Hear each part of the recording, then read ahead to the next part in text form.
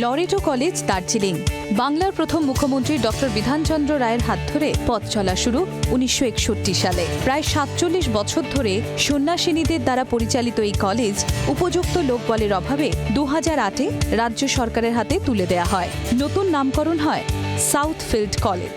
এখনো কলেজের মেন গেটে রয়েছে পুরনো নাম লরেটো কলেজ। 300 আসন বিশিষ্ট এই কলেজে প্রতিবেশী রাষ্ট্র নেপাল, ভুটান, বাংলাদেশ থেকে পড়ুয়ারা পড়তে আসেন। তবে কোভিড পরবর্তী সময় বাইরের স্টুডেন্টসরা আসা বন্ধ হলেও কলেজে এখন রাজ্যের এবং চা বাগানের পড়ুয়ারাই শিক্ষার্জন করছে। কলেজের কৃতী ছাত্রীরা বিভিন্ন ক্ষেত্রে প্রতিষ্ঠিত।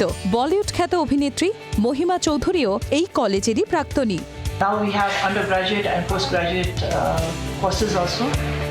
And last year we were accredited with A grade in the third cycle. In the second cycle also we were accredited with A grade. And last year in 23, we were accredited with A grade again by NAC.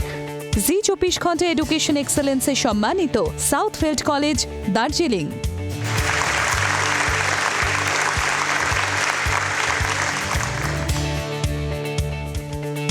শিক্ষানুরাগী Medinipur জেলায় 1873 খ্রিস্টাব্দে প্রতিষ্ঠিত হওয়া Medinipur college আজ উচ্চশিক্ষার মানচিত্রে শুধু রাজ্যেই নয়, দেশের মধ্যে এক উজ্জ্বল স্থান অধিকার করে আছে।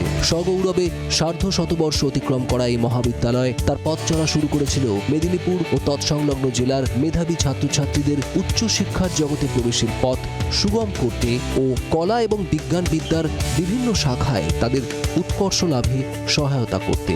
একদা কলিকাতা বিশ্ববিদ্যালয়ের অধিভুক্ত এই মহাবিদ্যালয় নগর কলকাতা থেকে তার স্থানিক দূরত্ব সত্ত্বেও বিশ্ববিদ্যালয়ের অধিভুক্ত মহাবিদ্যালয়গুলির মধ্যে প্রথম সারিতে বিরাজ করত। পরবর্তী সময়ে বিদ্যাসাগর বিশ্ববিদ্যালয় অধিভুক্ত থাকাকালীন ও তৎপরবর্তীতে স্বশাসিত হিসেবে মেদিনীপুর কলেজ স্বীয় উৎকর্ষ বজায় রেখেছে। 2004 সালে আমাদের যখন প্রথম সর্বভারতীয় ন্যাক হলো, আমরা A+ গ্রেড পেয়ে পশ্চিমবঙ্গের মধ্যে প্রথম সারিতে জায়গা করে নিলাম। জি 24 ঘন্টা এডুকেশন এক্সেলেন্স 2024 সম্মানে সম্মানিত মেদিনীপুর কলেজ।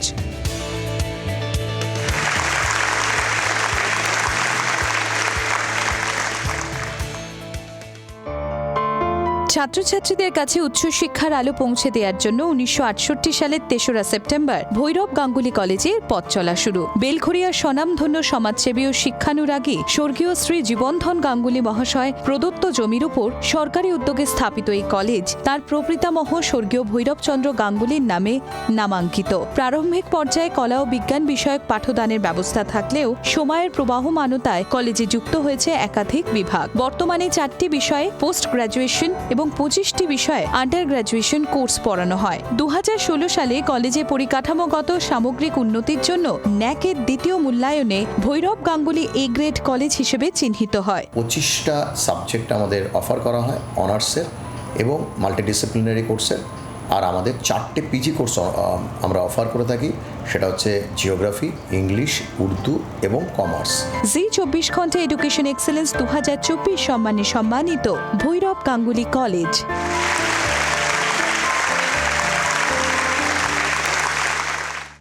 আজকের বিবেকানন্দ কলেজ ফর উইমেনের যাত্রা শুরু হয়েছিল 1950 সালে বিবেকানন্দ কলেজ বরিশা নামে। কলেজটি তৈরি হয়েছিল ডিসপার্সাল অফ ডিসপ্লেসড স্টুডেন্টস প্রকল্পের অধীনে। পরবর্তীকালে মহিলাদের শিক্ষা বিস্তারের সঙ্গে সঙ্গে মহিলা কলেজের আঞ্চলিক চাহিদার পরিপ্রেক্ষিতে একটি স্বতন্ত্র মহিলা কলেজ হিসেবে বিবেকানন্দ কলেজ ফর উইমেন 1961 সালে আত্মপ্রকাশ করে। কলেজের প্রধান ও প্রাথমিক উদ্দেশ্য শিক্ষার গুণগত মানকে ধারাবাহিকভাবে বজায় রাখা। এই লক্ষ্য রূপায়ণের প্রতিফলন ঘটেছে বিশ্ববিদ্যালয় ও ন্যাকের মূল্যায়নে। স্বামীজির দর্শনে অনুপ্রাণিত এই কলেজ সর্বস্তরের ছাত্রীদের শিক্ষা প্রদানে সমান মনোযোগী। কলেজের এই নিরন্তর অগ্রগতিতে শিক্ষক শিক্ষিকা ও শিক্ষাকর্মীদের ভূমিকা অনস্বীকার্য।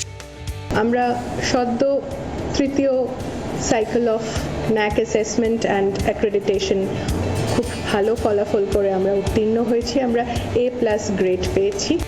জি 24 ঘন্টা এডুকেশন এক্সেলেন্স 2024 সম্মানে সম্মানিত বিবেকানন্দ কলেজ ফর উইমেন।